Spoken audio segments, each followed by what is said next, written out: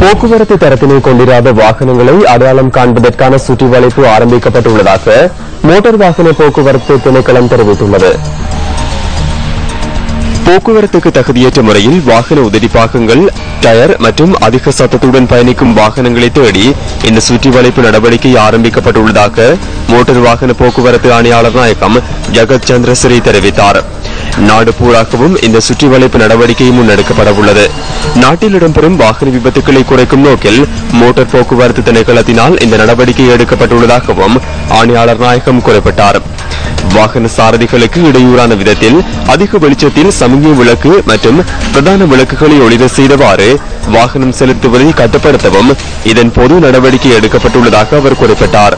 போலீசாரின் ஆதரவுடன் இந்த நடவடிக்கை முன்னெடுக்கப்பட உள்ளதுடன் உரிய தரத்தினை கொண்டிராத வாகனங்கள் தொடர்பில் சட்ட நடவடிக்கை எடுக்கப்பட உள்ளதாகவும் மோட்டார் போக்குவரத்து ஆணையாளர் ஜகத் சந்திரசிறி மேலும் குறிப்பிட்டார்.